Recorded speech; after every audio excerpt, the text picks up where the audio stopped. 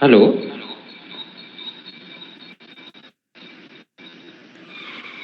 Hello. Good morning, sir. Am I audible to you all? Yes, sir, you are audible. Okay. Because I have a problem in laptop, that's why I'm not able to connect you through the laptop. Okay.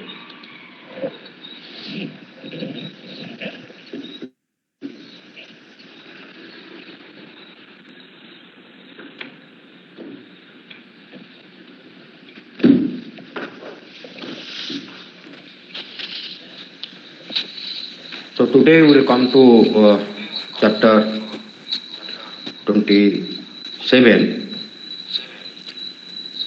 Now I'm presenting the slide.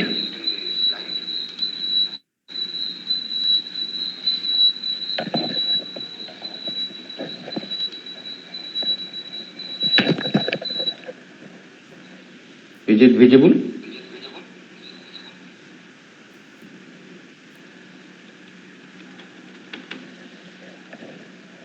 Is it visible to you all? Yes, sir. Okay. Now, chapter 27 deals with the basic tools of finance. Basically, in this chapter, we'll discuss about the time value of money. What is the time value of money? The concept. What is the time value of money mechanism? How it works? What is the present value? And how can we use it to compare sums of money or value of money at different times? Similarly, what is the future value? How can we use it to compare the values of money over time period? And last we'll discuss about the annuity, why it is so important, and how can we use it to compare sums of money at different time periods.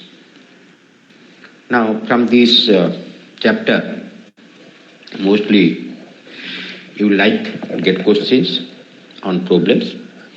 So that's why yesterday I requested you to all keep your calculator with you while you are discussing this chapter so that it will be helpful to you to compute the problems or answering the problems. You will compute different values. Now already we discussed the financial system, and in chapter 26 we discussed how the financial system coordinates saving and investment. There we discussed about the financial market, financial intermediaries, the case of the share market, bond market, banks and mutual funds. There we discussed about the saving and investment, and we discussed about the national saving, private saving, public saving, how national saving is equal to investment. All this we have discussed in chapter 26. And the participants in the financial system make decisions regarding the allocation of resources over time and the handling of risk. Already we discussed when the savers, they either directly put their money in the share market or approaching share market through the mutual fund or putting their money in banks or purchasing bonds. So when they save their money, they do not get the money at that point of time. They are getting the money over a future period. Let us say I am depositing 1 lakh rupees today in a bank in a term deposit or fixed deposit. Now the fixed deposit is for 1 year, so I will get the money after 1 year. So I am saving now, but I will get the return of my saving after 1 year. So there is allocation of resources over time.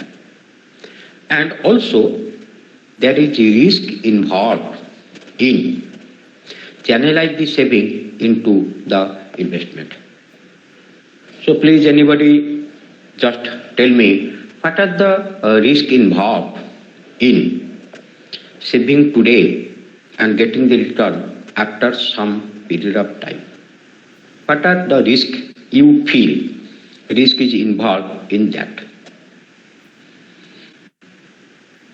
Please. Sachin? Yes, sir. Please tell me, let us say Yes, sir. I deposit money, for example I cited, I deposit money today in a fixed deposit in a bank and for 1 year. So I will get back my money after 1 year. So do you feel that there is some Yes, sir. risk involved in this or not? If some risk is involved, what are the different or what are the risks we feel involved in depositing or keeping our saving today and getting the return after some time? Sir, if we are saving today, then I guess we are compromising with our today's needs. We could have spent that money over buying some other commodity or consuming any other thing. Okay. But we saved So it. what you are saying? Yes. Okay, Sachin, what you are saying? Can I put it in that way? When we are saving money, we are sacrificing the present consumption. Yes, sir. Present consumption. What you say? We are not able to utilize that money for today's anything we want to buy, anything we want to do with that money today. So we are sacrificing the present consumption. So already we discussed, while discussing about the saving and investment, that there is a trade-off between the present consumption and present saving. If we save today, we will sacrifice consumption. If we consume today, we will sacrifice saving, today's saving. So what is we are sacrificing that, but what is the risk involved in that? My question that what is the risk involved?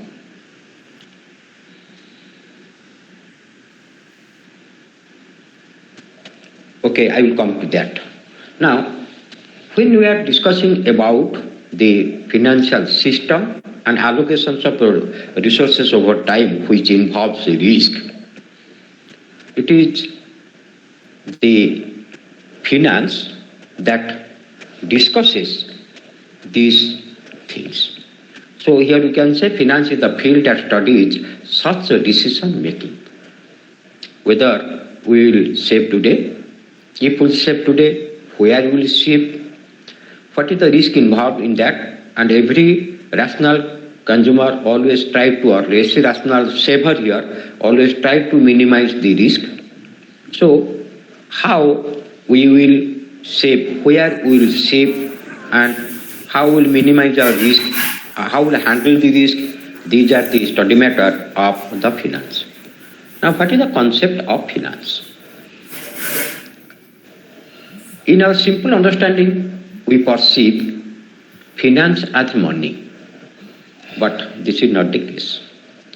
Finance is exactly the source of providing funds for a particular activity.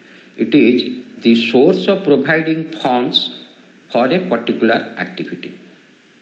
The activity may be taken by the household, or the activity may be taken by the farm. Let us say one household wants to build one house. So this is the particular activity. Or purchasing a new house. This is a particular activity. Now how we will get funds for this particular activity? Assume the farm is setting up or one machine or purchasing a new machine. Where to purchase the new machine? This is the particular activity, and what are the different sources to get funds? to fulfill the particular or to realize the particular activity. So this we say, this is the finance. Please remember, finance is not the money, but it is the source of providing funds for a particular activity.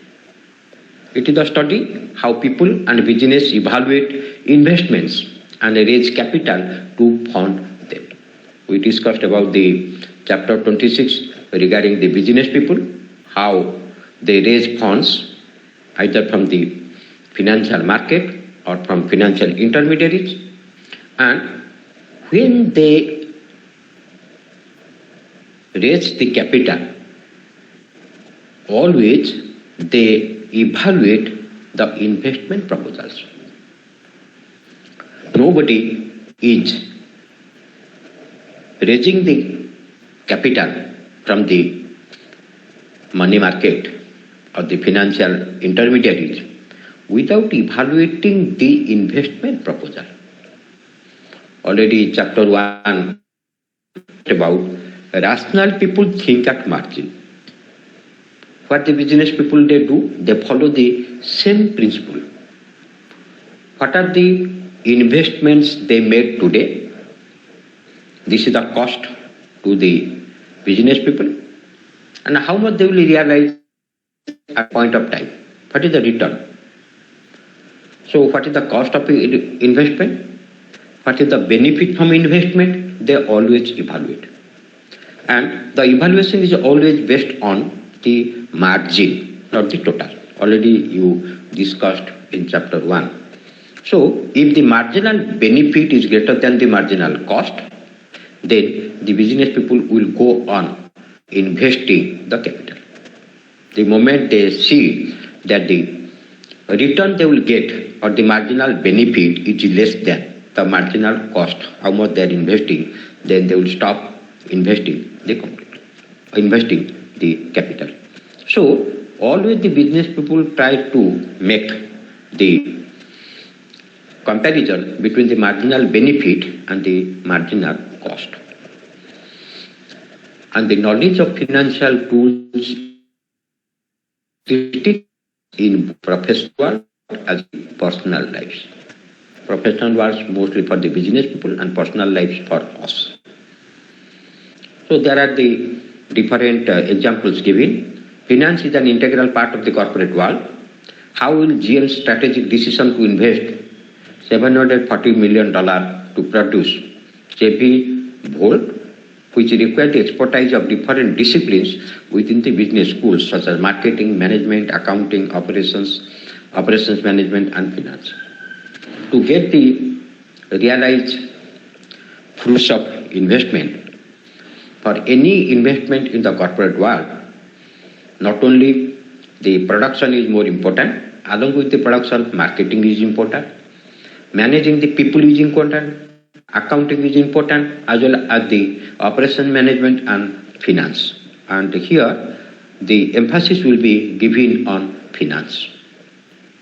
Many personal decisions also require financial knowledge. For example, buying a house, planning for retirement, leasing a car. Now, when you are just purchasing a motorcycle or a car on leasing basis, or you say on down payment and on installments, then the installments amount or the installment amount charged by the dealer, whether you will accept that installment amount or not.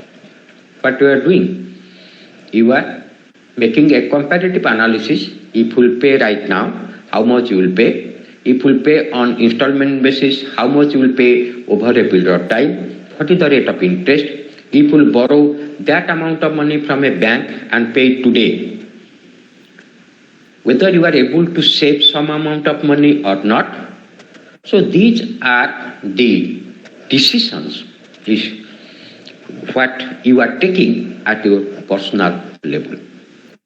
Now, to this money, when we are discussing about the time value of money, first we will take the money. What is the time value of set of economy that people regularly use to buy goods and services from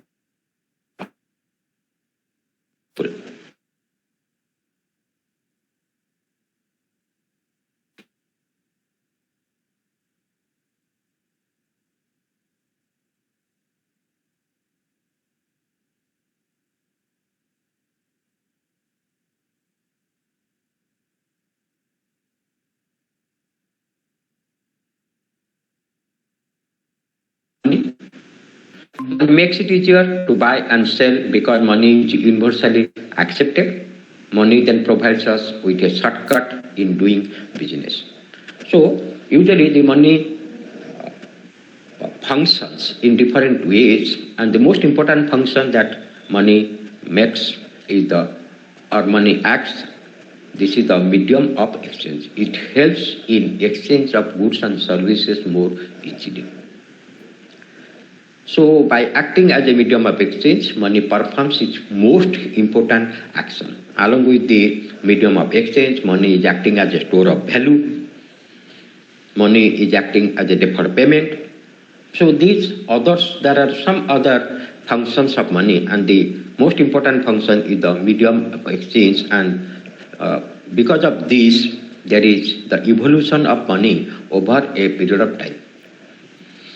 Now, when we are discussing about the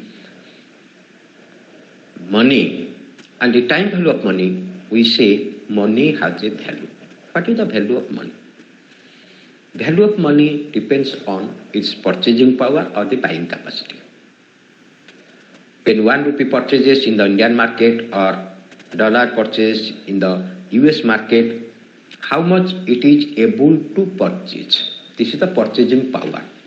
If I get or provide 10 rupee and I get your ballpoint pen, then I say the purchasing power of 10 rupee is 1 ballpoint pen. And this is also the buying capacity of money.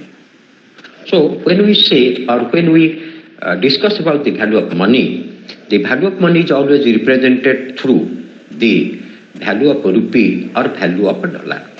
How much 1 rupee, how much $1, or how much one currency of any country, how much it is able to purchase. What is the bundle of goods that 1 rupee or $1 or €1 is able to purchase, that we say this is the purchasing power or buying capacity of the money. And what is the time value of money? The time value of money, in short we'll say TVM, is the idea that the money available at present time is worth more than the same amount in the future. Please note that the money available at present is worth more than the same amount in future. Simple question, if I say, will you take 100 rupees today or will you take 100 rupees tomorrow? What will be your answer? Anybody? If I'm given the option, will you take 100 rupees today or will you take 100 rupees tomorrow? What will be your answer and why? Please, anybody?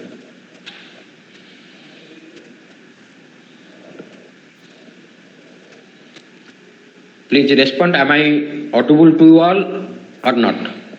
Please respond something so that I will be able to know whether I am audible to you or not.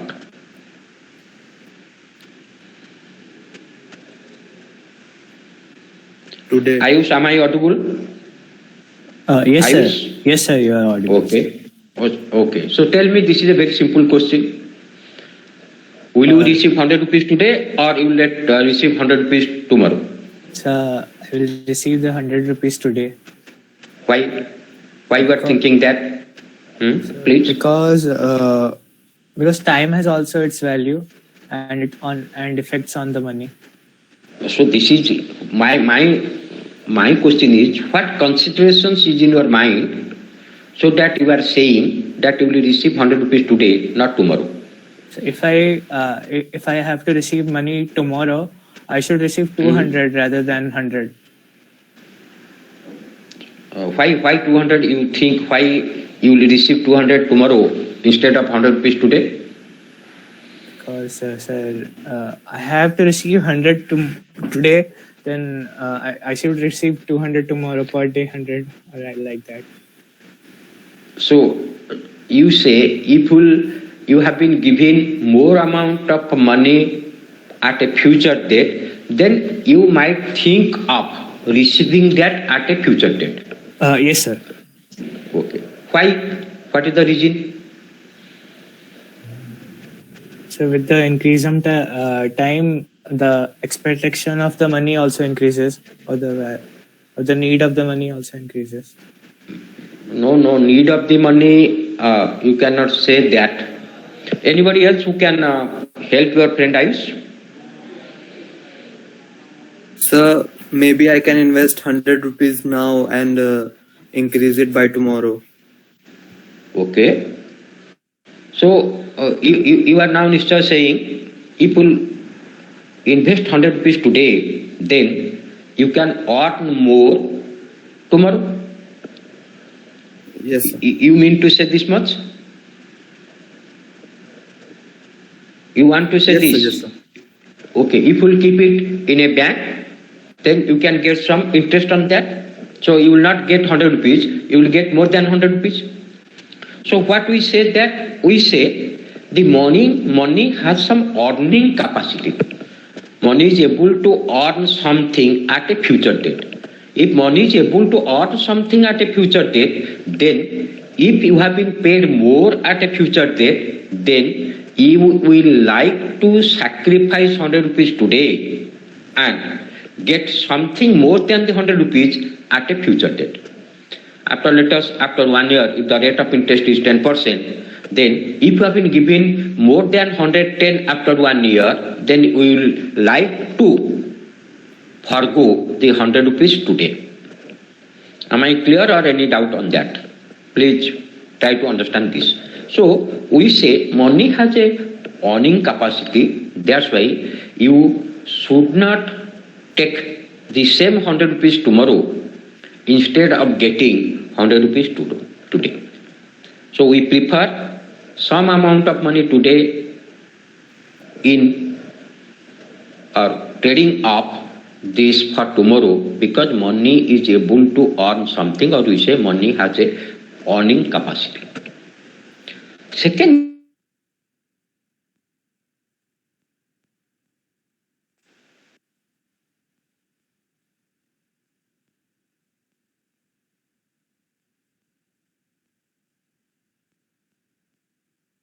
if we mean how much 100 rupees is able to purchase today, how much goods and services 100 rupees will purchase today. The 100 rupees may not be able to purchase the same goods and services tomorrow. What is the reason? Reason in the economy. When prices are rising, so whatever the goods and services you are able to purchase within a certain amount of money, you cannot be able to purchase that amount of goods and services at a future date. So what you will think, why to purchase less amount of goods and services at a future date, why not purchase the same amount of goods and services today? So that's why you are preferring 100 rupees today instead of tomorrow. If prices are rising, we are discussing about the consumer price index, GDP deflator, and we know what is the real value of money. If we ignore the inflation rate, how much goods and services the money is able to purchase. So because of these two things, that money has a earning capacity and money has a purchasing capacity, that's why money available at present time is always worth, or you always prefer the money today instead of tomorrow. Now, when value of money is expressed in relation to the time period, the concept is known as the time value of money. Now, when we are coming at the time value of money, always we are comparing the present value and the future value. They compare the sums from different times. We use the concept of present value or future value or annual value. We'll come to the annual value later, or annuity, and mostly we'll discuss about the present value and future value. What is the present value? The present value of a future sum is the amount that would be needed today to yield that future sum at prevailing interest rate. Now, usually what we do, so I have to perform the marriage of my daughter, and I expect that when she will be, let us say, 28, 29 or 30, or my daughter is, let us say, 5 years old, and after, let us say, 20 years, I require 20 lakhs of rupees. So 20 lakhs of rupees after 20 years. I cannot get it instantly, so I have to save today. So how much I will save today? There are two options before me. I can save a lump sum amount, let us say 5 lakhs or 2 lakhs or 3 lakhs, which will give me 20 lakhs after 20 years. So what I will get after 20 years, this is the future value. How much I will save today, this is the present value. So the amount that would be needed to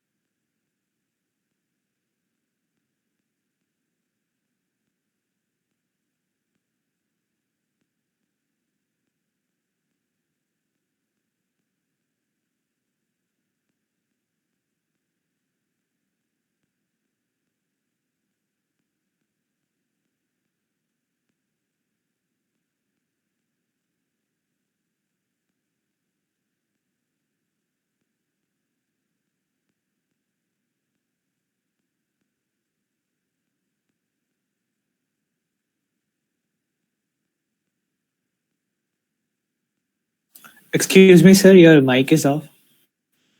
Your mic is off, sir.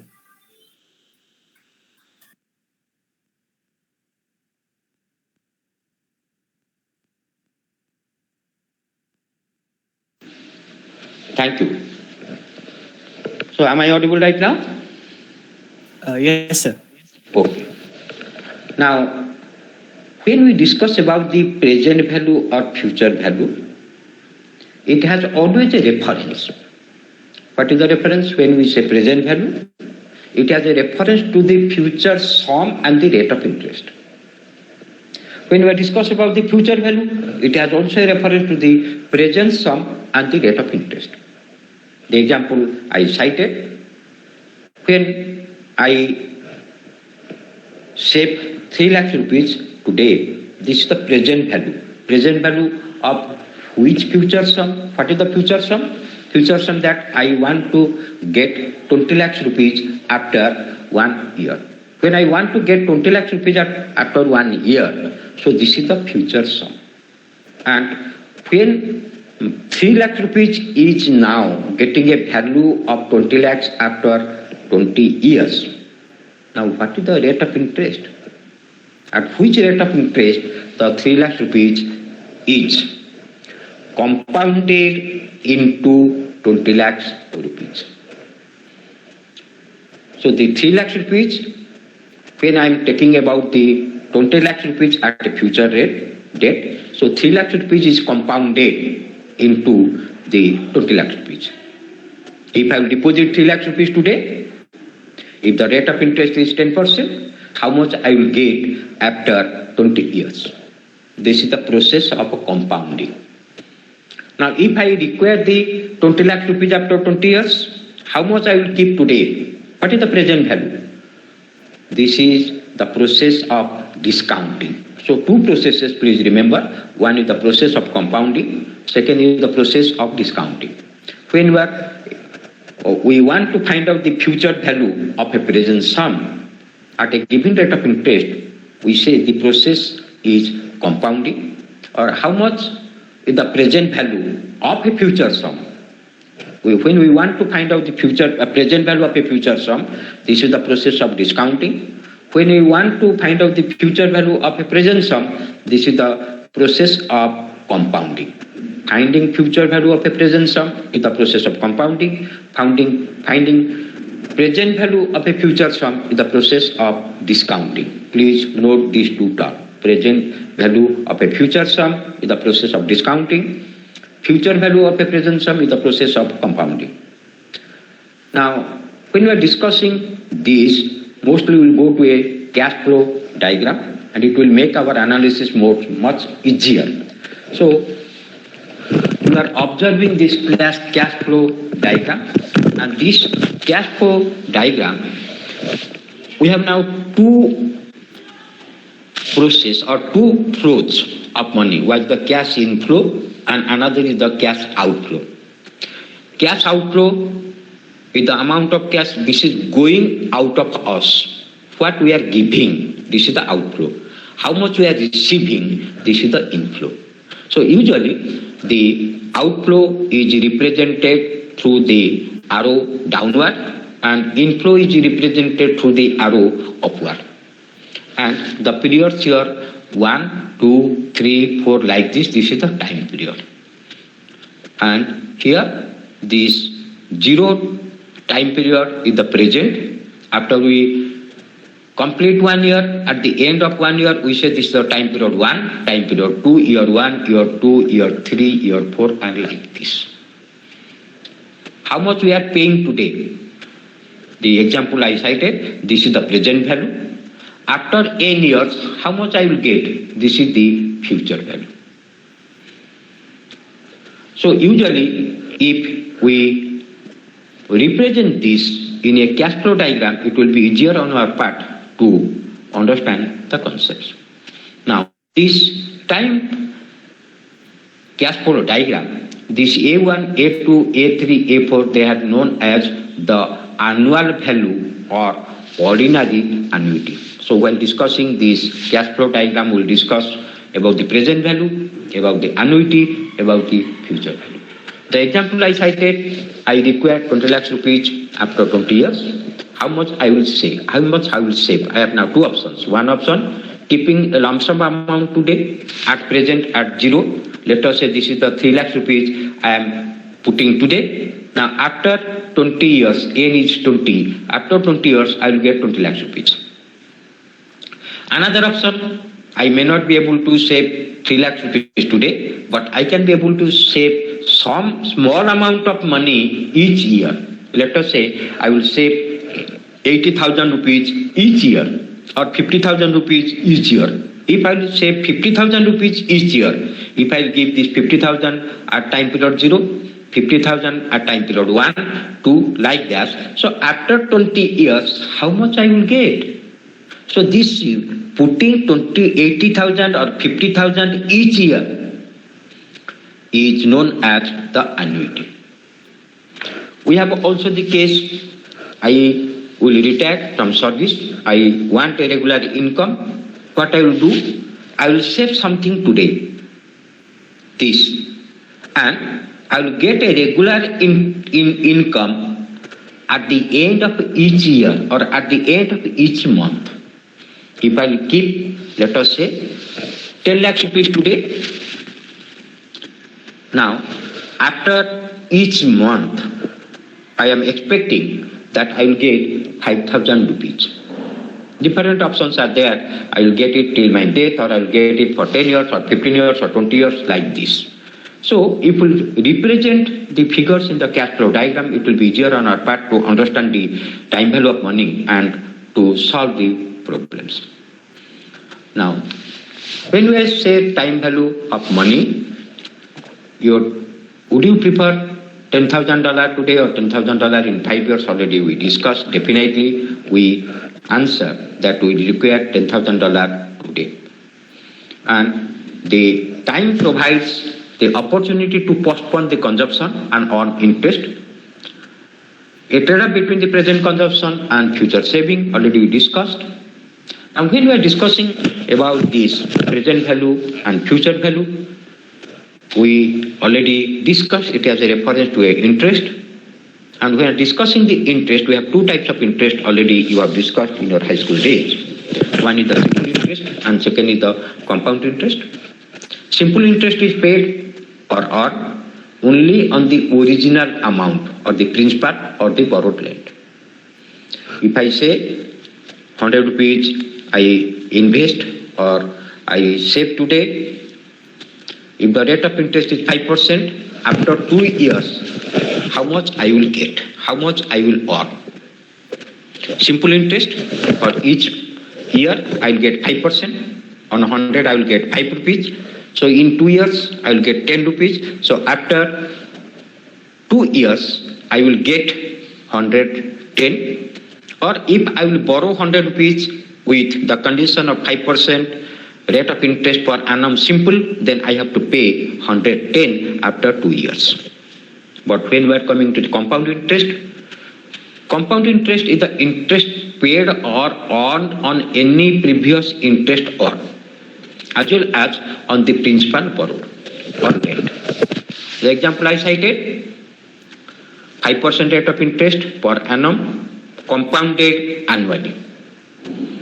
So here for the first year I will get 105.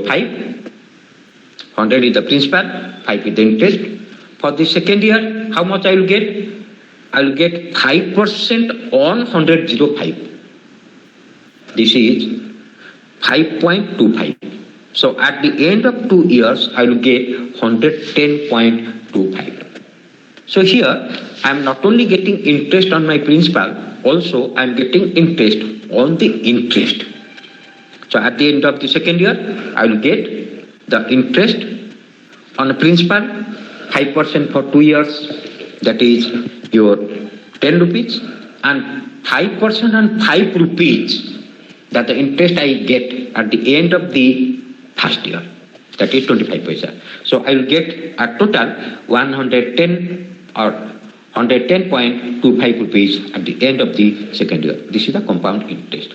So how we will compute the simple interest formula? Already you know, simple interest is the principal amount multiplied by the rate of interest and the number of time periods. Rate of interest here we always expressed in terms of R by 100 or rate of interest divided by 100. When I say 5% rate of interest, I usually mean 5 by 100 or 0.05.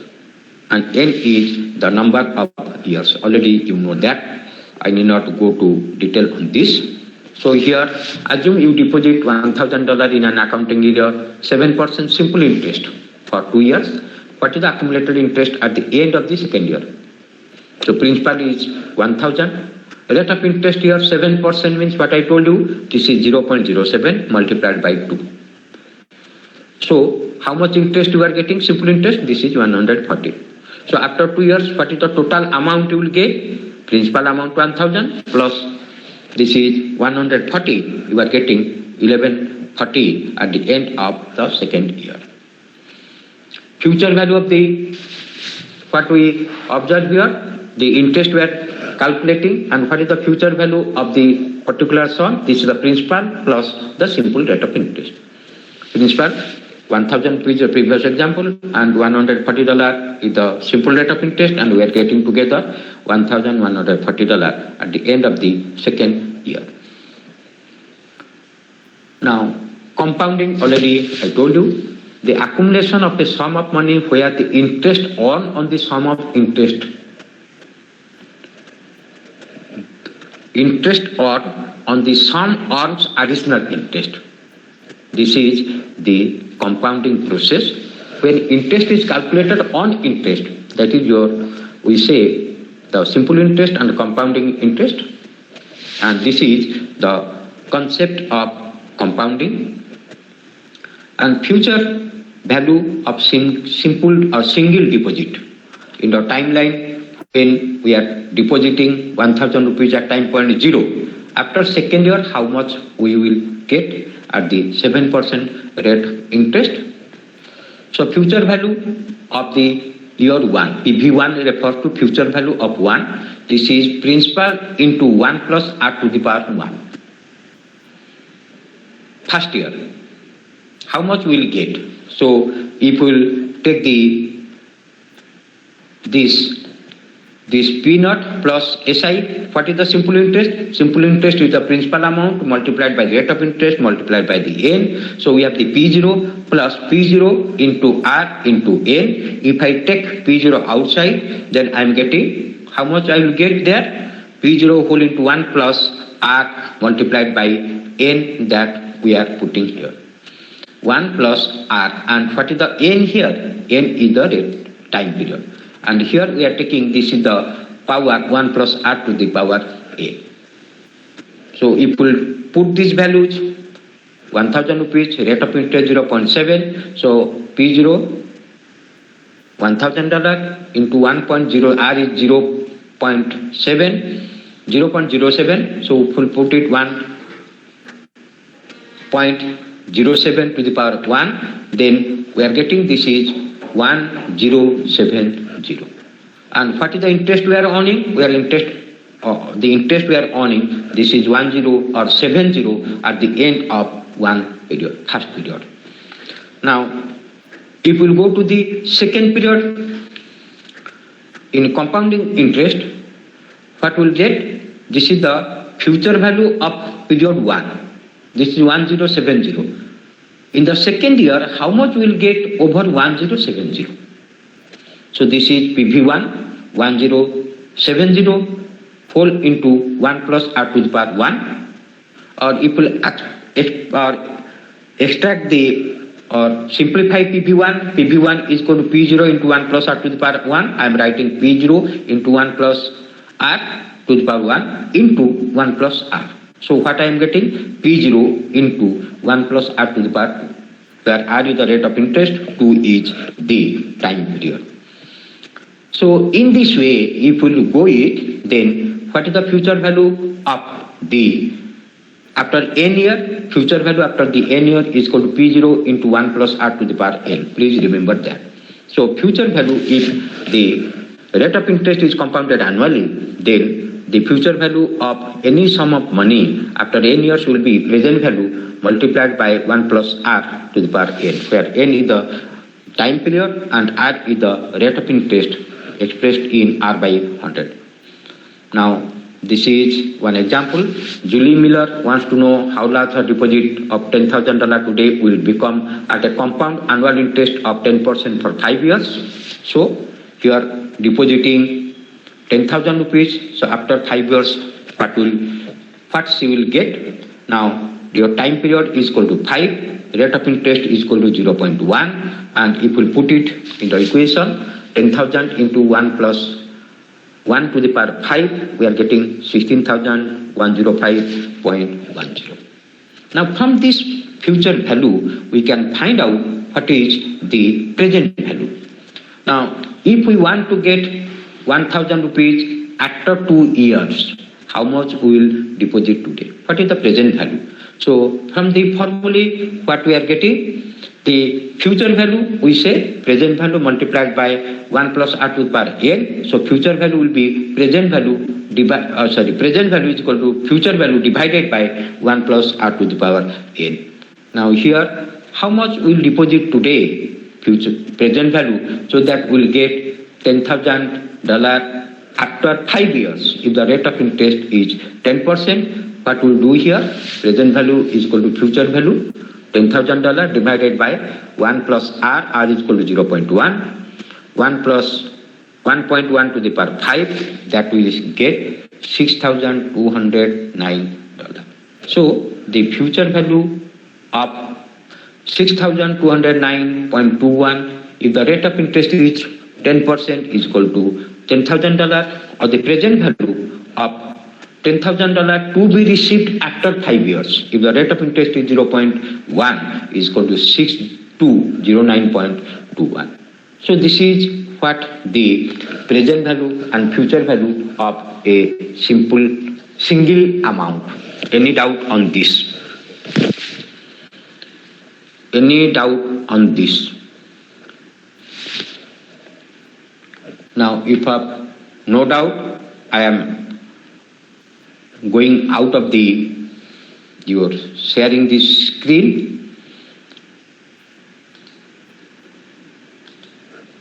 Now, please I'm giving you a Google form where we have in Google form we have your 4 multiple choice questions are there, quiz. Please, within 10 minutes, fill the Google form and send it to me.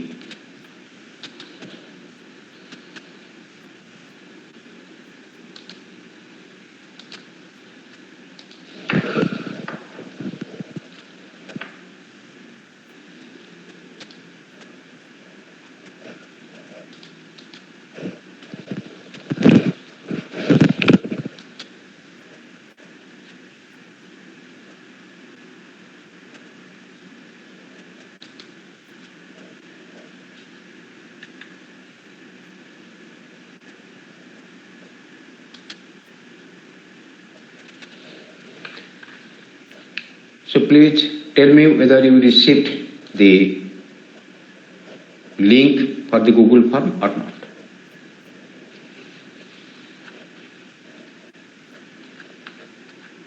Please open the Google form. 4 questions are only there. Keep the calculator with you, and exactly after 10 minutes, it is now 10:49.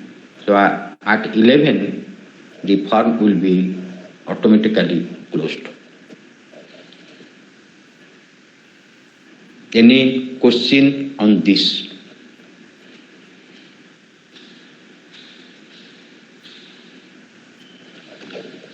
Any question you want to put?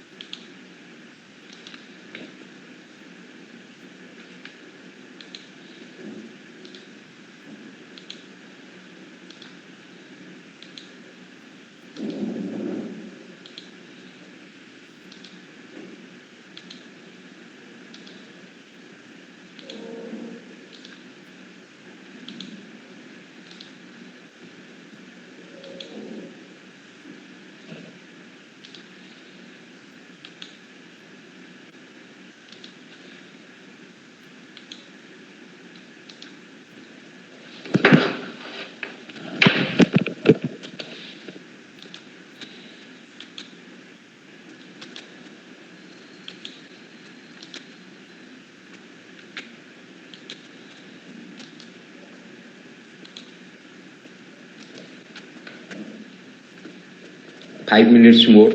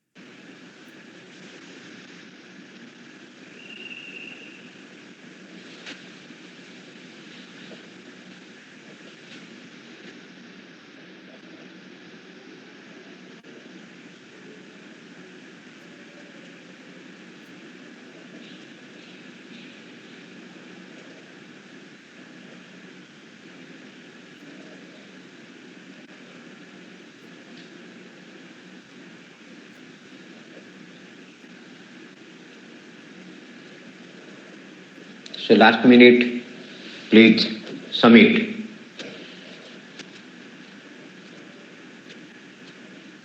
I received only 6 responses, quick, because after 11 it will be automatically closed.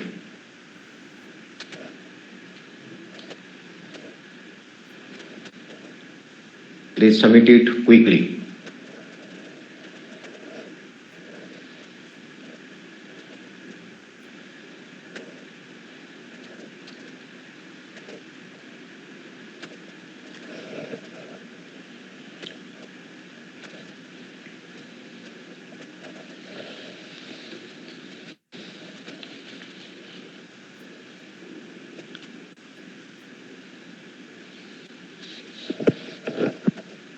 Please submit it quickly. Time is over.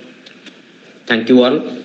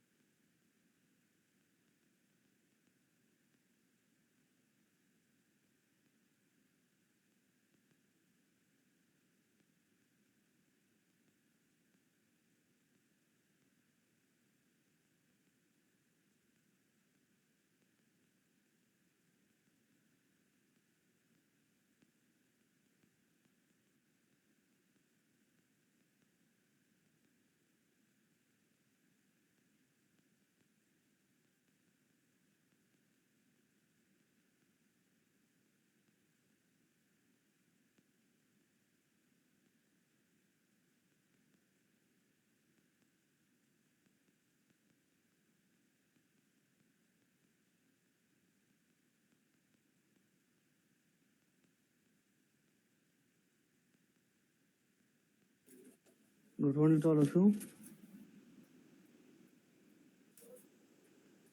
Am I audible?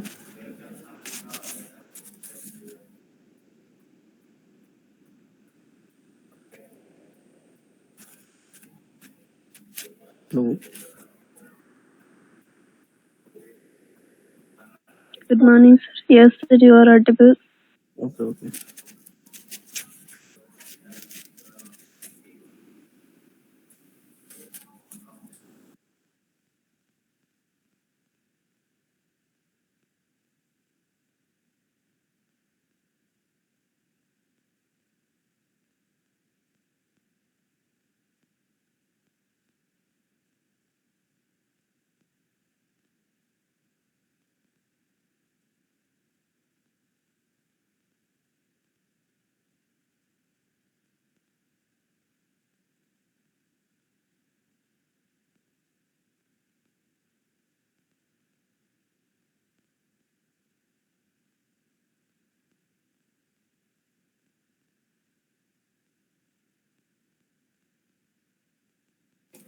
I think the page is visible to you all. Okay, so I think last class I have completed up to the chapter number 7. Okay, so today I'll start the next chapter. That is the chapter number 8. Okay.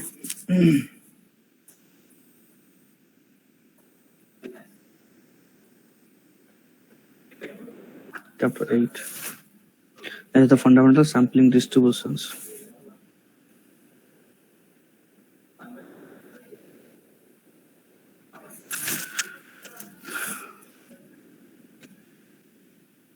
Fundamental sampling distributions.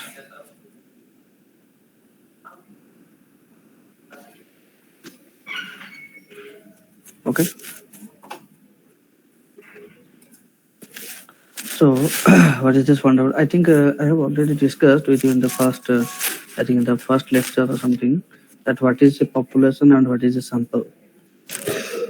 Are you aware of that? What is this? What is the meaning of the sample and what is the meaning of population? What is the population and what is the sample? Anyone?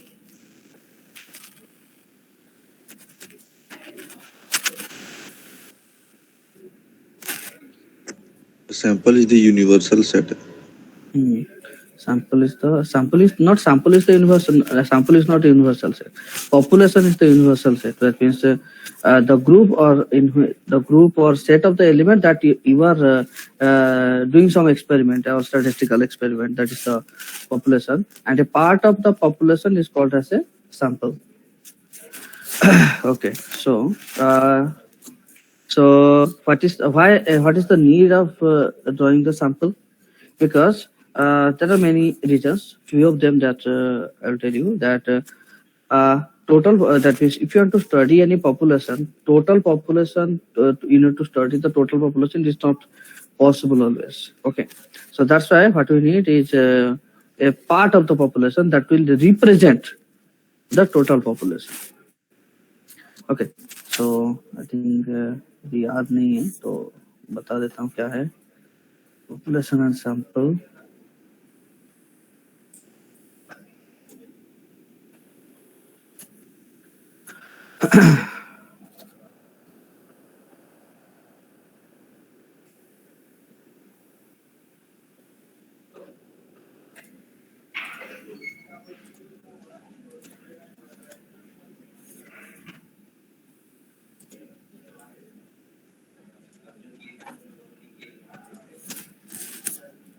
Okay, the set consists of the totality of the observations with which we are concerned, whether the size is finite or infinite is called a population. Okay, so any subset of a population is called a sample. Okay, and so if x1, x2, xn be an n independent random variables, each having the same probability distribution with PMF or PDF equals to fx. Okay, इसका मतलब कि x1, x2, xn all are independent. First thing is independent random variables, and second thing is they have the same probability. The probability distribution is also same.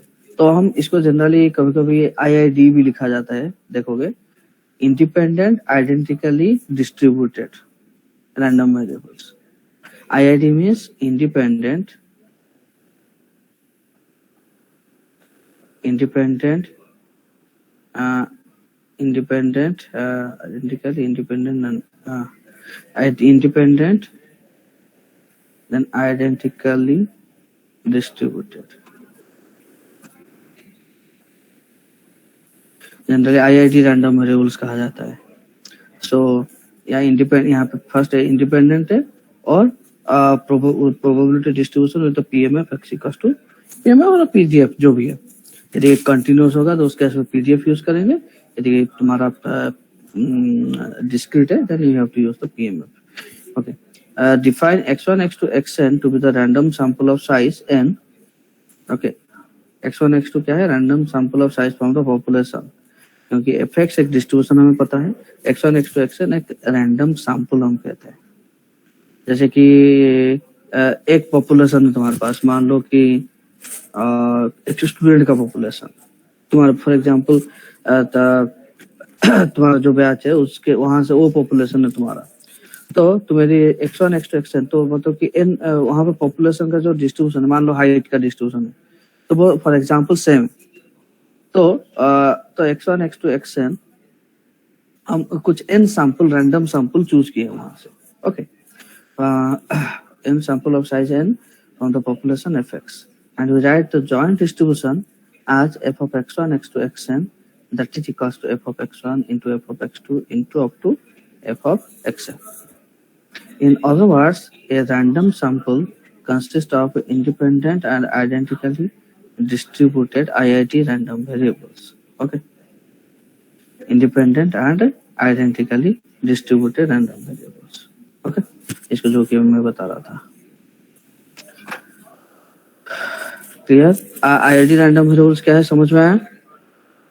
जब हम कोई population से जिसका कि हर किसी का जो एफएक्स है वो सेम है, और यहाँ से हम यदि कुछ रैंडम सैंपल ड्रॉ करते हैं एंड विथ इंडिपेंडेंट, मतलब तो हर रैंडम वेरिएबल इंडिपेंडेंट होना चाहिए, then we say that it is independent and identically distributed random variables और IID रैंडम वेरिएबल्स.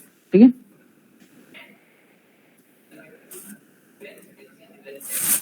किसी को भी कोई डाउट हो रहा है तो देन साइमल्टेनियसली पूछ सकते हो.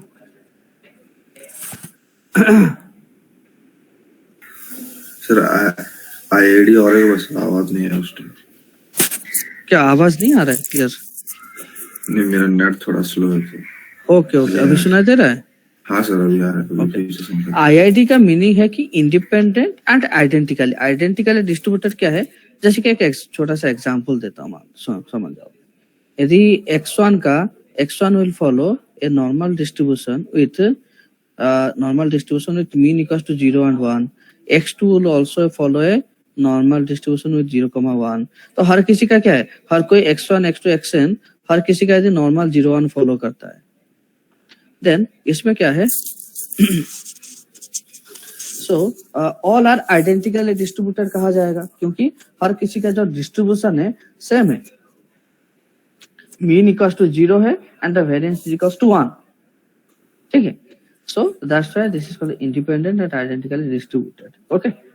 द x1 x2, यदि तुम्हारे पास मान लो कि कोई पर्टिकुलर चीज है जो कि नॉर्मल डिस्ट्रीब्यूशन फॉलो कर रहा है, ठीक है, और तुम वहां से कुछ n रैंडम सैंपल ड्रॉ किए हो, ठीक है, रैंडमली कुछ एलिमेंट ड्रॉ किए हो, जैसे कि तुम्हारा मैं आई थिंक क्लास में दिखाया था कि मार्क्स फॉर एग्जांपल, ठीक है, तो मार्क्स तुम्हारा है तो नॉर्मल डिस्ट्रीब्यूशन फॉलो कर रहा है, तो मैं रैंडमली किसी का उठाऊंगा, उनका यदि that means that will follow a normal distribution, each one will follow normal distribution. ठीक है. तो यही चीज है, इसलिए कहा जाता है इसको. ठीक है. तो in other words random sample consist of n independent and identically distributed. तो इंडिपेंडेंट है मींस x1 एंड x2 या x2 xn all are independent, and identically distributed क्यों कहा जाता है, क्योंकि हर किसी का जो डिस्ट्रीब्यूशन है वो सेम है. ठीक है. Okay. Then next is what is a statistic. ठीक है, what is a statistic and statistics अलग है, ठीक है, व्हाट इज अ स्टैटिस्टिक, ठीक है, वो पहले देखते हैं। What is a statistic? Any function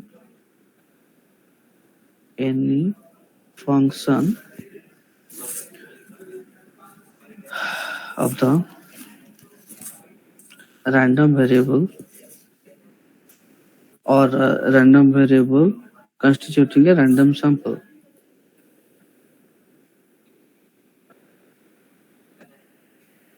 Constituting a random sample. Okay, is called a statistic.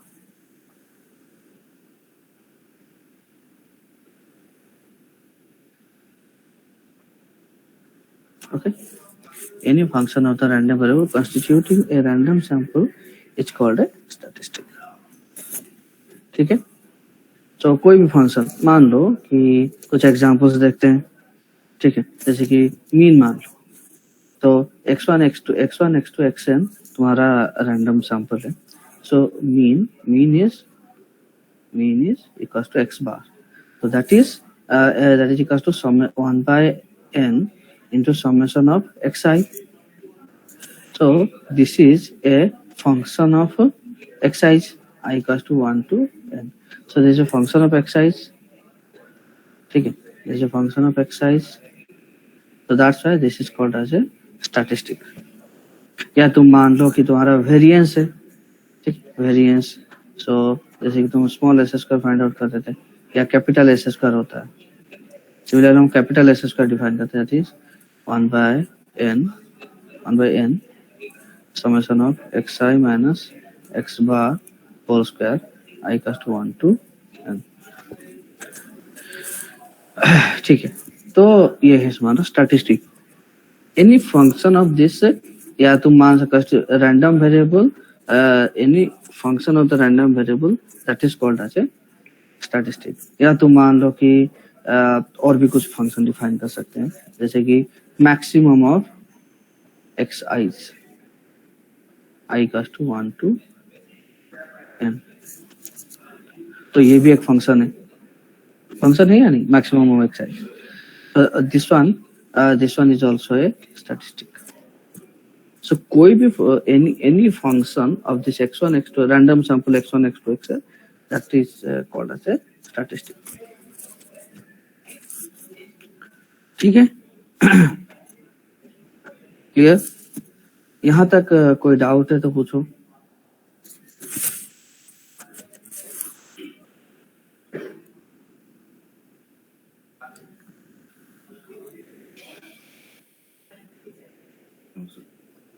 Okay ठीक है, आगे बताओ।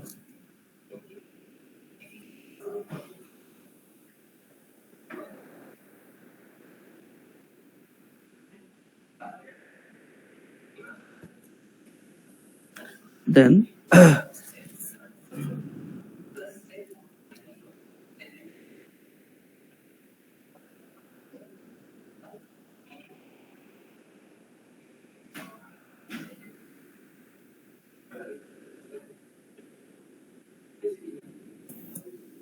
okay,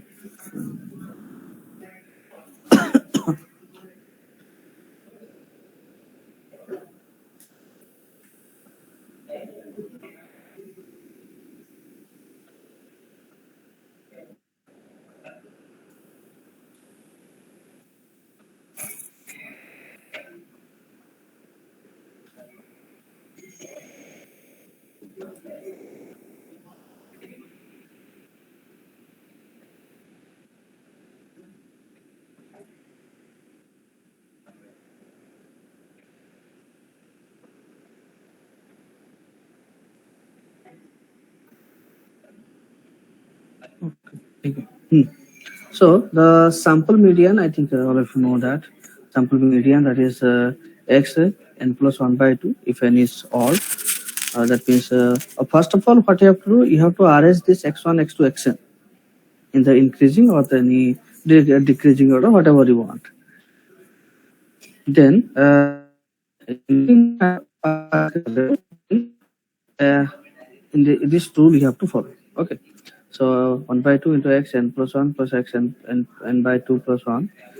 If n is even, then sample median can be found out by using this. Okay, and the sample mode is the value of the sample that occurs most often. The mode is the highest frequency. So ये कुछ statistics है, कुछ functions of random variables है. Then next is the sampling distribution. So what is the meaning of sampling distribution?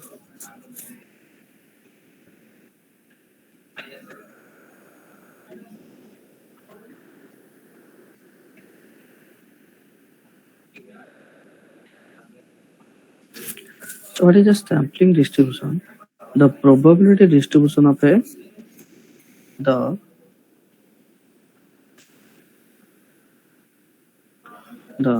probability distribution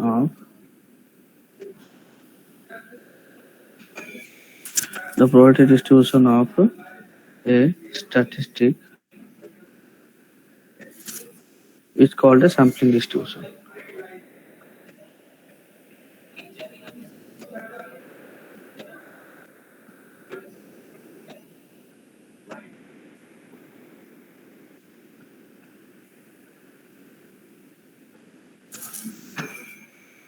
okay जैसे कि तुम find out कर सकते हो कि यदि x1 x2 xn फॉलोज, जैसे कि मैं एक प्रूफ बताया था तुम्हें लास्ट लेक्चर में कि x1 x2 xn if it follows a standard normal distribution. Okay, standard normal distribution is x1 x2 xn that follows a normal distribution. All are IID random variables and normal मान लो कि 0 1, simply के लिए simplicity के लिए बता रहा हूँ, ठीक है. then the x bar या a1 x1 a2 x2 इस टाइप का फॉर्मूला था, यदि याद होगा. then this will follow a, मान लो कि सिर्फ x1 plus x2 plus x3 plus up to xn, that will follow a normal with 0 and 1 by n. ठीक है, ये फॉर्मूला था लास्ट क्लास, यदि याद करोगे. तो यहाँ पे हम यदि सैम्पलिंग डिस्ट्रीब्यूशन फाइंड आउट करना चाहते हैं, that means the probability distribution of a statistic, जो भी तुम स्टैटिस्टिक डिफाइन कर रहे हो, then what is the distribution of that. ठीक है, यदि याद नहीं होगा तो मैं एक एक करके बता देता हूँ ये क्या था. यदि तुम्हें याद होगा, then x1 x2 xn IID यदि फॉलो करता है normal 0 1, then a1 x1 a2 x2 that will follow a certain kind of distribution. That normal distribution with mean equals to a times of mu1 इस type का था. तो यहाँ पे तो हर किसी का मीन 0 है, so that's why we got the 0 and the variance of this one that is equals to 1 by n into sigma square इस टाइप का था. And okay, x बार दिया हूँ ना, x1 plus x2 by n, यदि by n है then x1 1 by n रहेगा. ठीक है, तो ये कैसे आता है डिटेल में बाद में बताऊंगा. जस्ट एक एग्जांपल के तौर पे बताऊं कि सैम्पलिंग डिस्ट्रीब्यूशन क्या है. किसी का प्रोबेबिलिटी, कोई सैंपल हम जब स्टैटिस्टिक ले रहे हैं, तो function of the random variable and what is the distribution of that. ठीक है, कोई डाउट? किसी को डाउट है तो बोलो, फिर से बताऊंगा कुछ.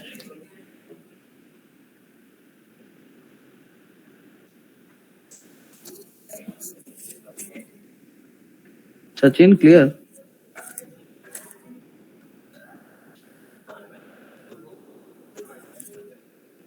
अर्पिता?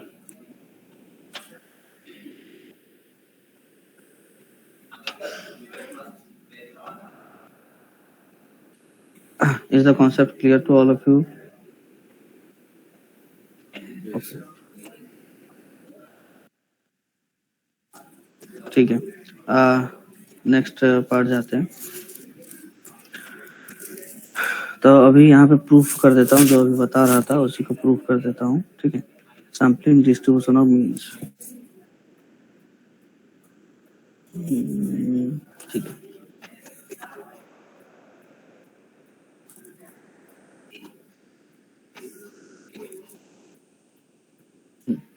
इसको जो है ना मैं बता देता हूँ, sampling distribution of the mean, इसको डिटेल में बताता हूँ।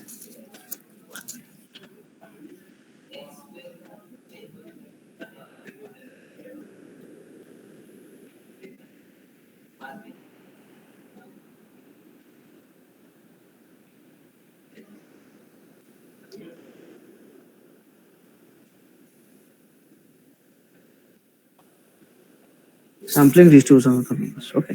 सो तुम्हें पता होगा कि if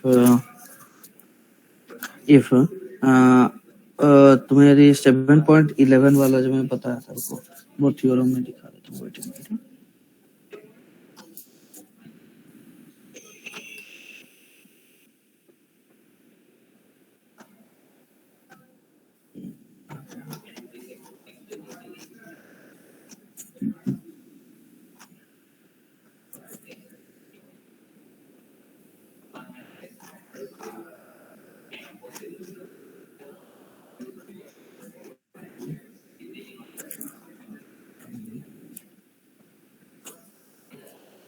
Just a minute, wait 1 minute. Huh?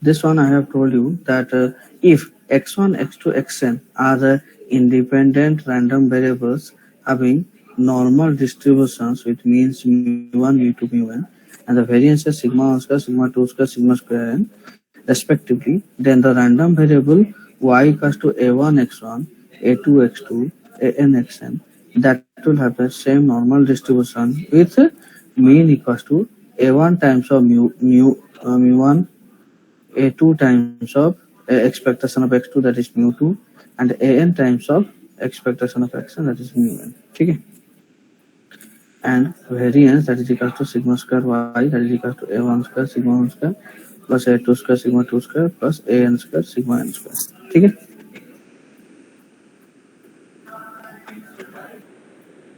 Okay, सो ये थ्योरम था हमारे पास। ओके, यदि if all are x1, x2, xn are IID random variables that follows a normal distribution, तो हर किसी का यदि सेम है, IID है मतलब यहाँ पे सिर्फ लिखा है कि इंडिपेंडेंट, हर किसी का मीन और वेरिएंस से आइडेंटिकल डिस्ट्रीब्यूशन नहीं लिखा होगा।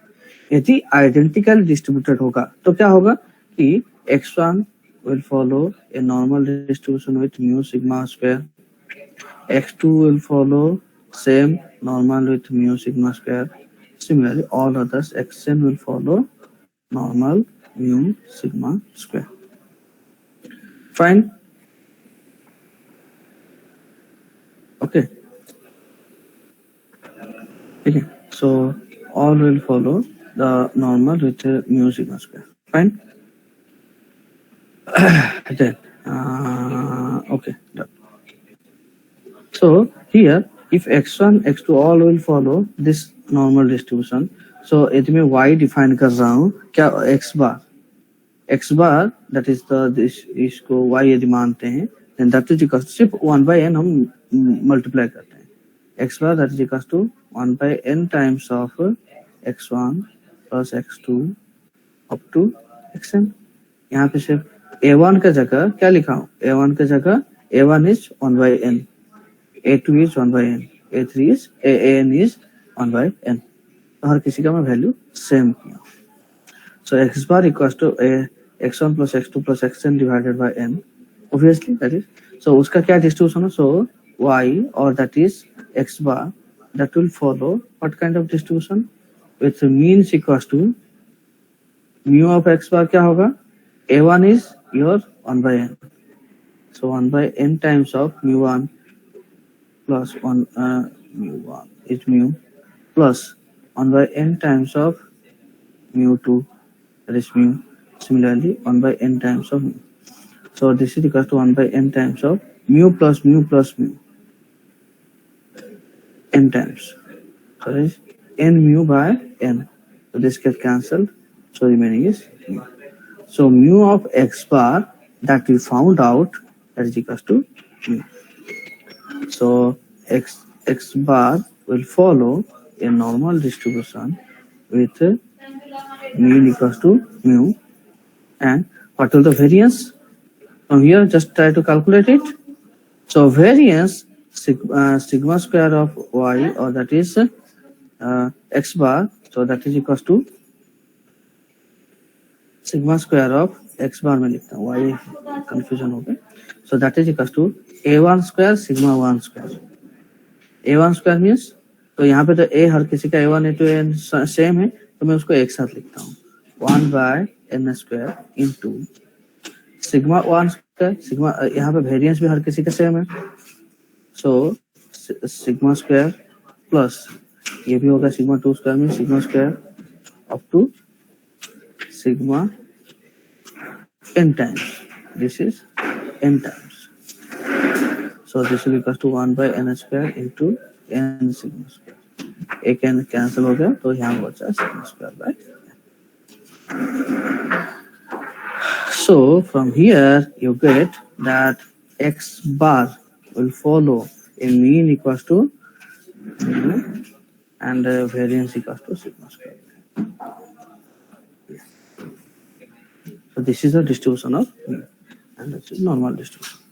We already बोल चुके हैं कि that if x1 x2 xn will follow normal distribution, then the if you take the summation of this way, that will follow a normal distribution. ये भी normal distribution होगा.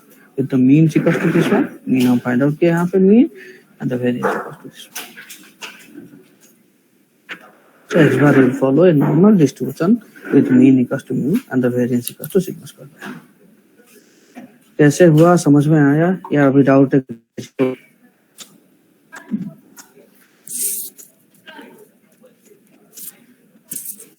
ठीक है, चेक कर लो, यदि किसी को डाउट है तो पूछ लेना.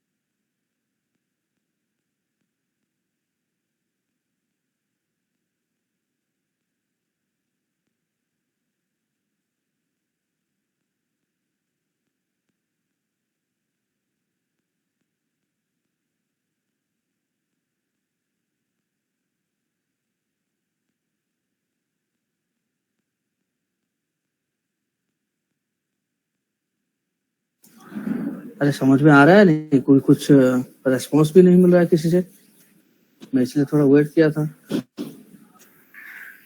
हाँ सर। अरे मानस तुम अकेले बोल रहे हो, बाकी कहाँ गए सब? या सिर्फ हाँ लिख रहे थे। ओके ओके ठीक है लिखो। अरे सुनो, लिखना है या कुछ भी है तो बोल देना कि सर हम लिख रहे हैं, थोड़ा स्क्रोल मत कीजिए, तो स्क्रोल करना है जो भी है बोल देना हर किसी को। हाँ ठीक है। Okay sir.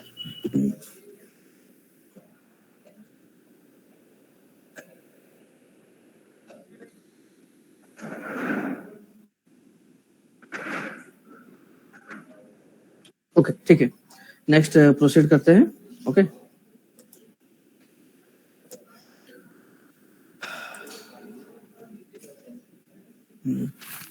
So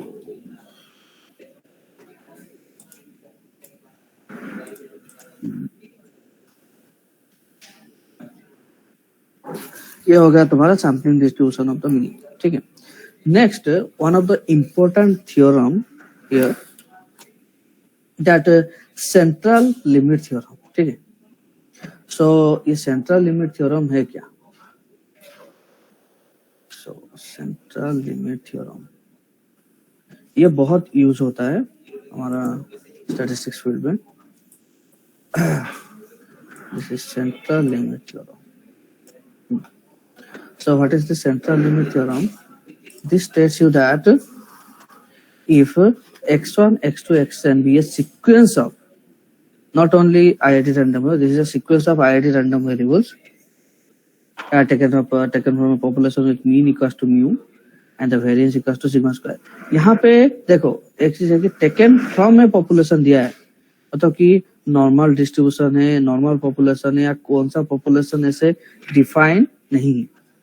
So you can take this x1, x2, xn from any of the any population, okay, with mean equals to mu and but उनका क्या होना चाहिए, जो मीन है मतलब x1, x2, xn जो भी पॉपुलेशन से आया है तो उसका तो हम मीन फाइंड आउट कर सकते हैं। तो जो मीन है वो mean must be mu and the variance equals to sigma square, सिर्फ ये होना चाहिए। So x1, x2, xn from we have taken it from a population whose mean equals to mu and the variance equals to sigma square, but we don't know about the population। population मतलब कि कौन सा distribution follow कर रहा है, क्या है, हमें कुछ नहीं पता है। ठीक है, then the limiting form of the distribution z equals to √10 into x bar minus mu upon sigma। इसका मतलब देखो x बार इससे मैं कंपेयर करता हूँ सो दैट थोड़ा क्लियर हो जाएगा तुम्हें।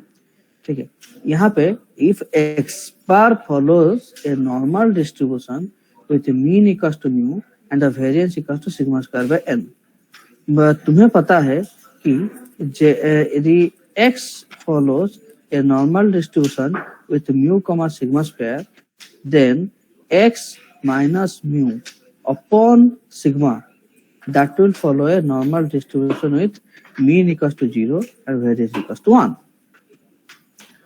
ठीक है, fine। So x minus mu by sigma that will follow a normal with mean equals to 0 and variance equals to 1। Fine। Then x so यहाँ पे यदि x को मैं रिप्लेस कर रहा हूँ x bar whose mean equals to mu and the variance equals to sigma square by n। so यहाँ पे हम बोल सकते हैं x bar minus mu upon, यहाँ पे सिग्मा स्क्वायर था तो यहाँ पे डायरेक्टली सिग्मा लिखा हूँ, तो this is the square root of that, so this is square root of sigma square by n। square root of sigma square n means that is x bar minus mu upon sigma into √n, sigma by √n या √n यहाँ पे multiply कर दिया हूँ just. So that will follow a normal distribution with mean equals to 0 and variance equals to 1 यदि तुम्हारा x1 x2 follows a normal distribution. ठीक है, बट ये सेंट्रल लिमिट थ्योरम ये कहता है, ये क्यों बताया, बिकॉज कि तुम कंपेयर कर सको इसके साथ। only for that only. ठीक है. So central limit theorem क्या कहता है? Central limit theorem कहता है कि if x1, x2, xn be a sequence of IID random variables taken from population mean equals to mu, variance equals to sigma square. The limiting form of the distribution, this one, that as n tends to infinity is a standard normal distribution. देखो, यदि तुम्हारा x1, x2, xn follow करता है normal distribution, तो वो तो by default x bar will follow है normal distribution, वो बाय डिफॉल्ट हो ही जाएगा. ठीक है. बट इस सेंट्रल लिमिट थ्योरम कहता है कि तुम्हें कोई भी पॉपुलेशन वो एक्सपोनेंशियल हो, जो या वो बोलो या का स्क्वायर हो या कुछ भी हो, we don't know about the distribution of the population, but what we can surely say that a population that has the mean equals to mean and the variance equals to sigma square यदि है, then this z equals to root n into x bar minus mu, x bar minus mu upon sigma, so that will follow a standard normal distribution as n tends to infinity.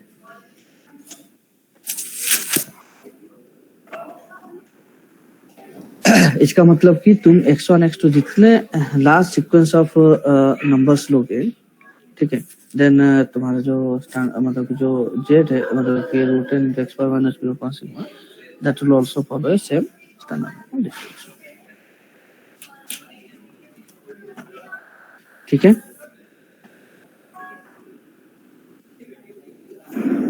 कोई doubt?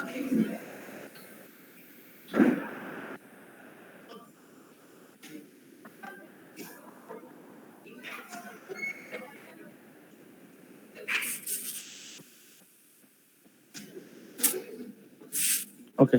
As a consequence of the above theorem, the following conclusion can be derived that x1, x2, xk be an IID binomial random variables with mean equals to np and the variance equals to np. जैसे limiting distribution हम पहले भी बताया था, ये भी एक limiting distribution है. Then the random variables z equals to root k into x bar minus np by root over np cube, that has a standard normal for a large k. The above theorem can be applied to any probability distribution, maybe continuous or discrete.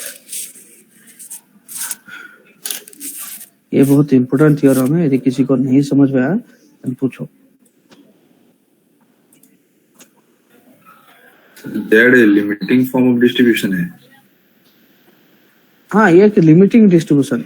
Limiting मतलब कि जैसे कि तुम random variable choose करो, for example 10 choose कर रहे हो या 10 चूज कर रहे हो या सॉरी या 30 choose. Generally central limit theorem greater than 30 के लिए भी अप्लाई होता है.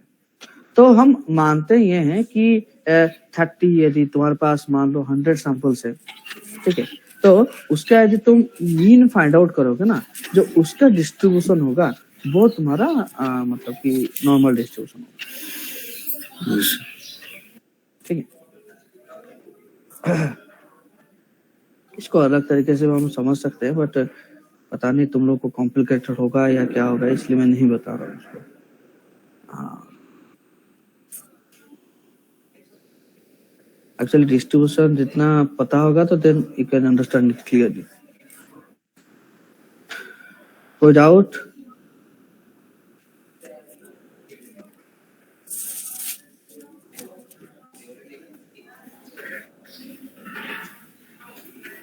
ओके, ठीक है.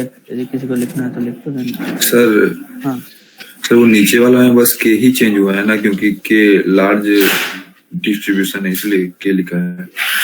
हाँ, एक्चुअली क्या है ना, तो तुम्हारा x1, x2, xk तक एलिमेंट है ना. तुम देखो, late x1 to x2 up to xk, ठीक है.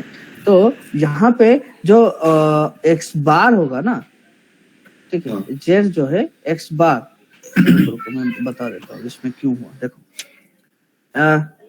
x1, x2, xk has a binomial number with mean equals to np and the variance equals to npq. तो x1 क्या है? x1 का जो मीन है, x1 has mean equals to n into p and variance equals to npq. ठीक है. और यहाँ पे कितने वेरिएबल्स है? k तक वेरिएबल्स है. So x1 plus x2 up to xk divided by divided by k, that will be your x bar. ठीक है. तो एक्स बार क्या फॉलो करेगा according to this? X bar means यहाँ पे जो रूट एन दिया गया है ना, रूट ये ओवर रूट एन क्या है? x1 टू xn तक है। तो यहाँ पे तुम कंपेयर करो इसके साथ, तो z equals to root N के जगह यहाँ पे k वेरिएबल है, तो क्या होगा? रूट k होगा।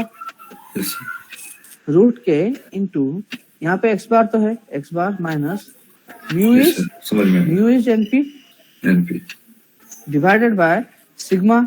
सिग्मा क्या है? सिग्मा यहाँ पे सिग्मा स्क्वायर था तो सिग्मा लिखे है, बट यहाँ पे क्या है? एनपी क्यू है, root over of N P Q. That will follow normal with zero limiting distribution. अभी समझ में आया? यस। ओके, और किसी को डाउट है कुछ?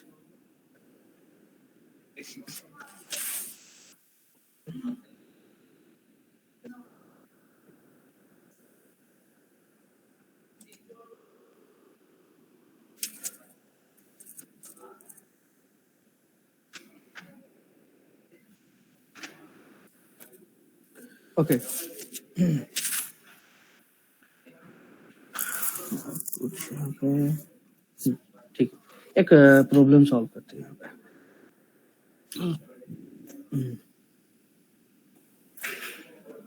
That is the application of the this central limit theorem.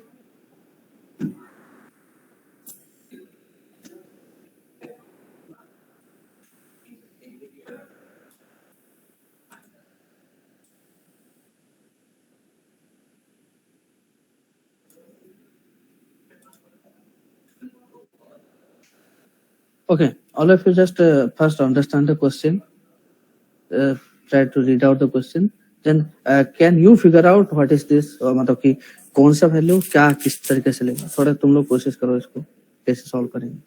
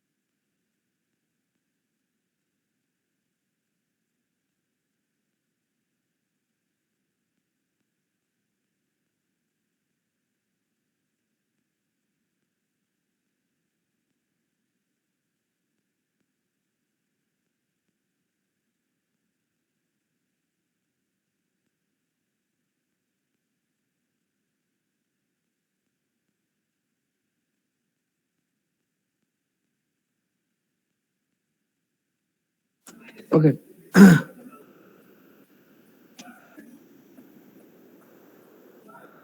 Okay, so an electrical fan manufacturer light bulbs that have a length of life that is approximately normally distributed, with mean equals to 800 hours and the standard deviation equals to 40 hours. Okay, find the probability that a random sample of 16 bulbs will have an average life of less than 775 hours.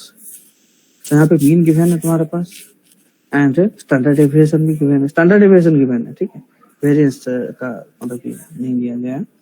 So what you have to do, तो यहाँ पे क्या होगा कोई बता सकता है?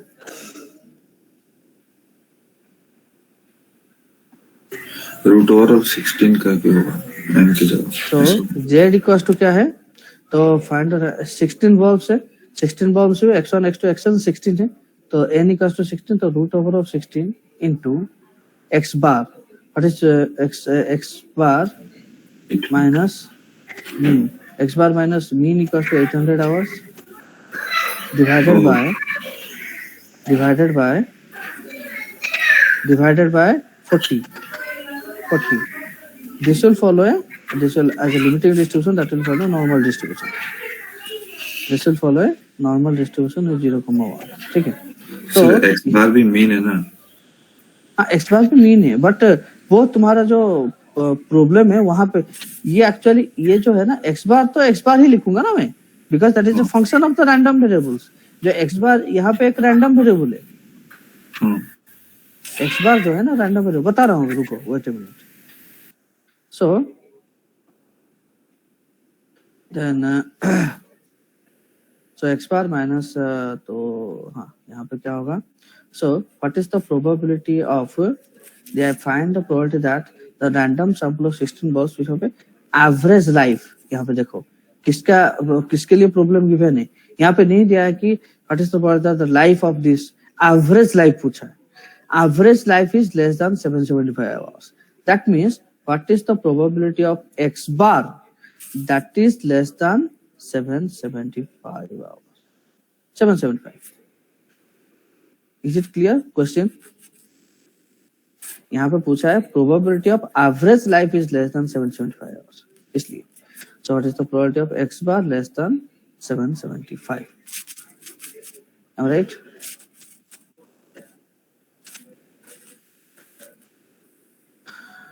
ठीक है,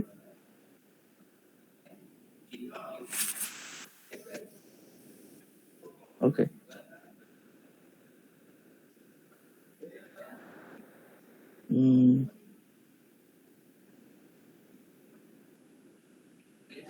so can you find it out? तो मैं बता दिया कि z equal to root over 16 x bar minus 800 by 40, ठीक है। सो सिमिलरली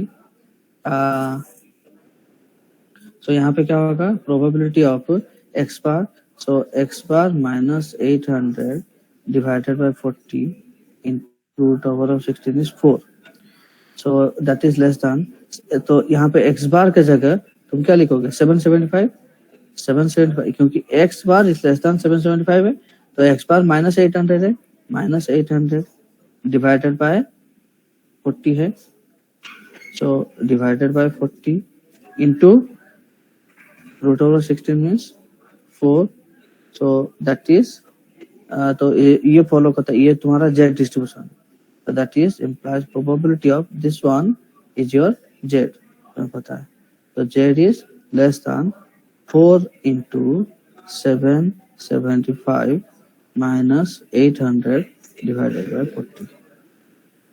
तो ये तुम टेबल से फाइंड आउट कर लो। इज इट क्लियर कैसे सॉल्व किया, क्या कोई डाउट है?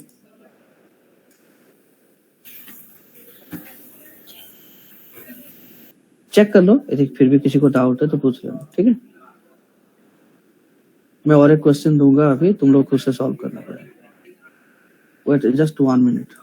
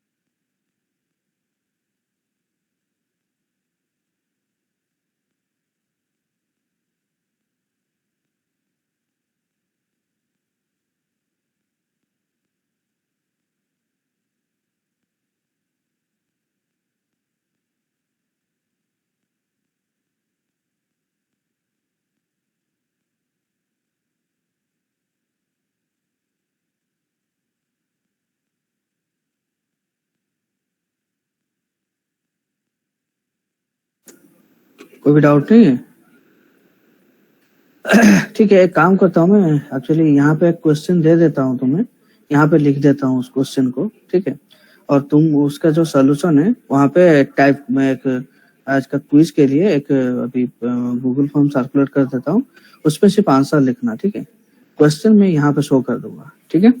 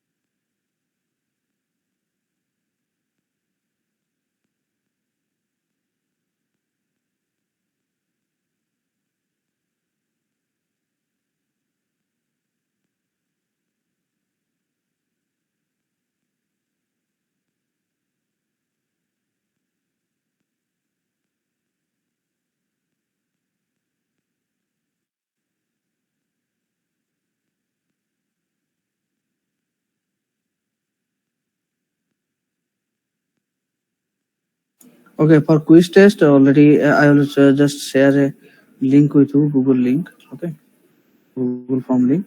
Just check it, all of you. Right now, don't open it.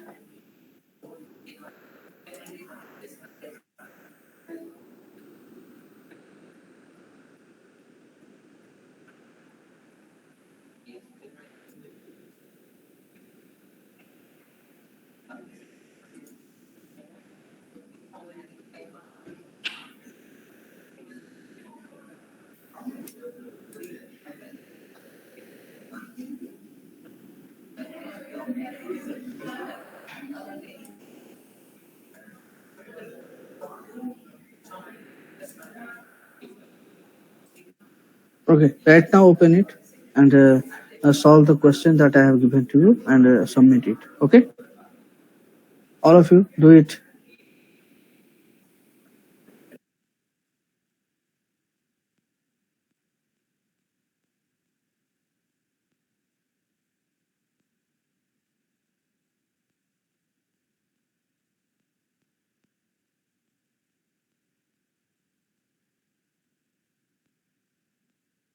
At 1 minute.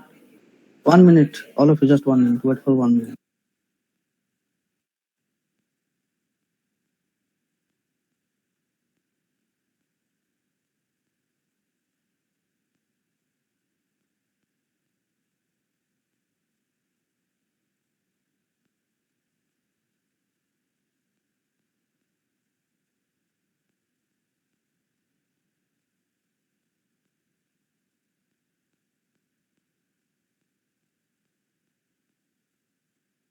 Again, open the form and submit the answer.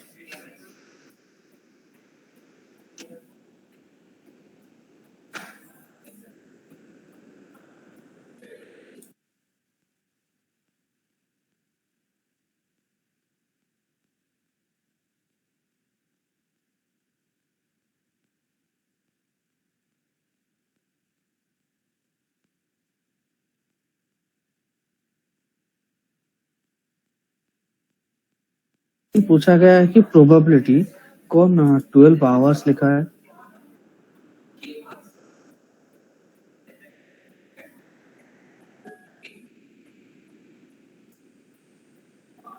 ठीक से सोच समझ के लिखो.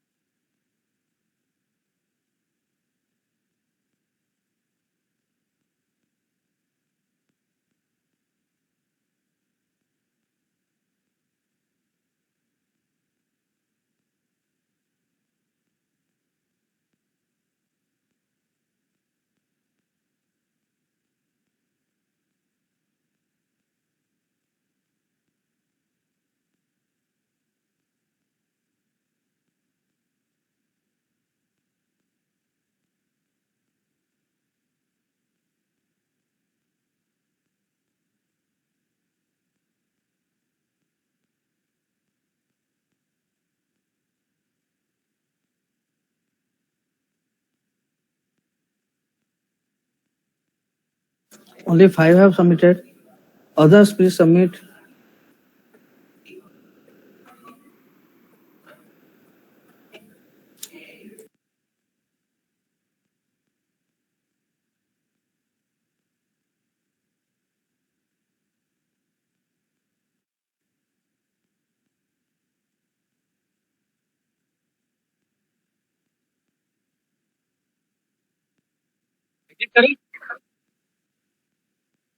Hello?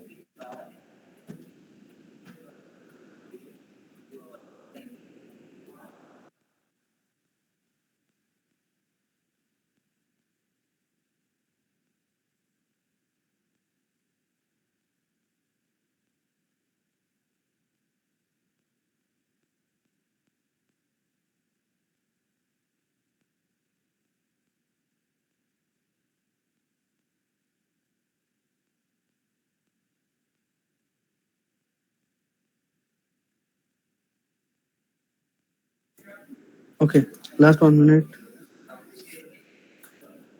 सब सबमिट कर दो, नहीं तो मैं बंद कर दूंगा अगर रेस्पॉन्सेस.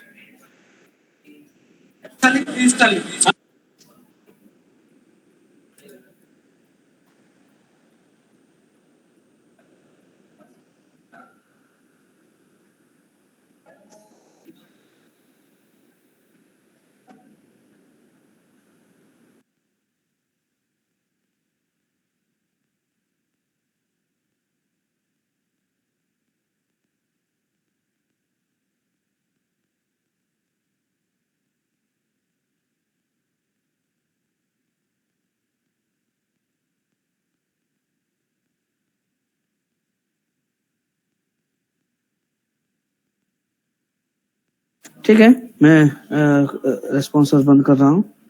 ओके, ठीक है, thank you.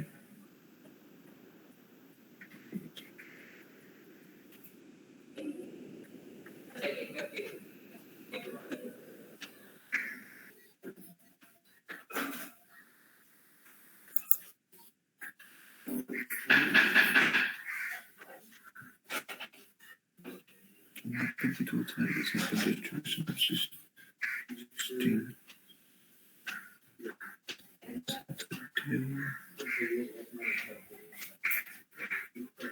Variance of the standard deviation different था. Standard deviation